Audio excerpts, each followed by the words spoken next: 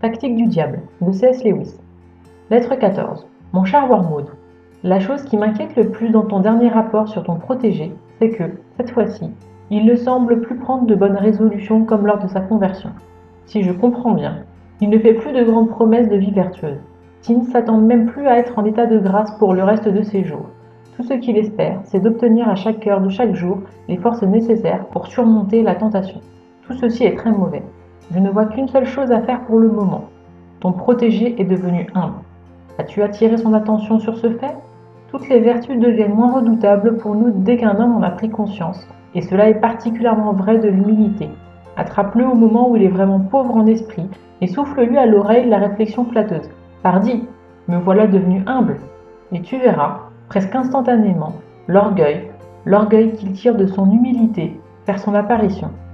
S'il en voit le danger et s'emploie à étouffer cette nouvelle forme de vanité, rends-le fier de cette tentative, et ainsi de suite, aussi longtemps que cela te plaira. Pas trop longtemps, cependant, de crainte d'éveiller son sens de l'humour et des proportions, auquel cas il pourrait simplement rire de ton jeu et aller se coucher. Mais il y a encore d'autres moyens efficaces de fixer son attention sur son humilité, avec cette vertu, comme avec toutes les autres. L'ennemi entend détourner l'homme de son moi pour se l'attacher à lui-même et l'intéresser à son prochain. Chaque humiliation, tout élan de haine de soi-même doivent le rapprocher de ce but. S'ils n'y parviennent pas, ils ne nous font que peu de tort.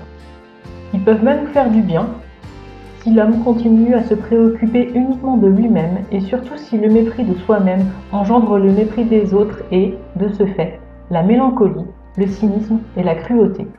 Il te faut donc cacher à ton protégé le vrai but de l'humilité, qu'il n'y voit pas un moyen de s'oublier lui-même, mais plutôt la bonne manière d'avoir une opinion juste, et modeste, bien entendu, de ses talents et de son caractère.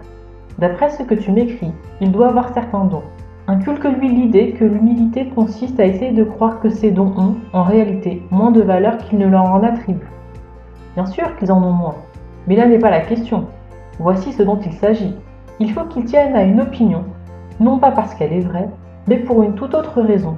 Si tu réussis à faire cela, tu auras introduit un élément de malhonnêteté et de simulation au cœur même de ce qui menace de devenir une vertu.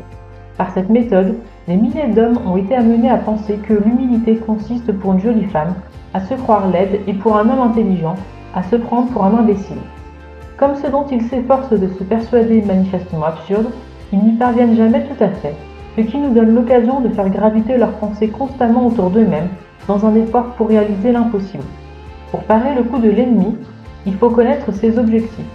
Il voudrait amener l'homme au point où, après avoir conçu la plus belle cathédrale du monde, il est pleinement conscient qu'il n'y en a pas de plus belle et où il s'en réjouit, mais en n'éprouvant ni plus ni moins de joie que si elle était l'œuvre d'un autre. Car l'ennemi voudrait qu'en fin de compte, il soit libéré de sa présomption à tel point qu'il puisse se réjouir avec la même sincérité et la même reconnaissance de ses propres talents que de ceux de son prochain, et d'un lever du soleil, d'un éléphant ou d'une chute d'eau. Il aimerait que chaque homme en arrive, à la longue, à reconnaître la beauté et l'excellence de toutes ces créatures, lui-même y compris. Il cherche à annihiler, dans le plus bref délai, l'amour de soi qu'il tient de l'animal, mais je crains qu'il ne s'agisse d'une politique à long terme qui vise à lui restituer un nouveau genre d'amour de soi, une sorte de charité et de gratitude envers tous les êtres, lui-même y compris.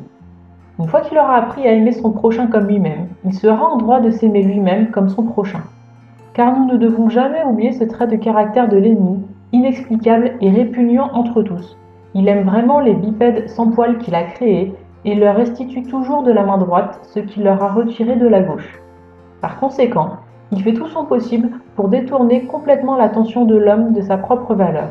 Il préfère que l'homme se prenne pour un grand architecte ou un poète célèbre et l'oublie tout de suite après, plutôt que de le voir passer beaucoup de temps à se persuader qu'il est un architecte médiocre ou un poète sans talent.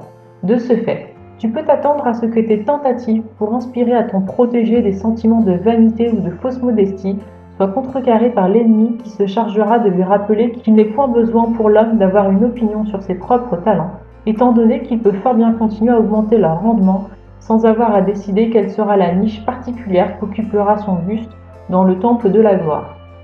Il faut que tu essayes à tout prix d'effacer ce rappel à l'ordre de la mémoire de ton protégé.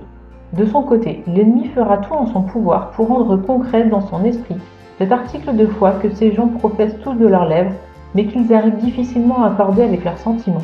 à savoir qu'ils ne se sont pas créés eux-mêmes, que leurs talents leur ont été donnés et qu'ils n'ont pas plus de raison d'en être fiers que de la couleur de leurs cheveux. Mais toujours et par tous les moyens, l'ennemi cherchera à détourner l'attention de ton protégé de ce genre de problème.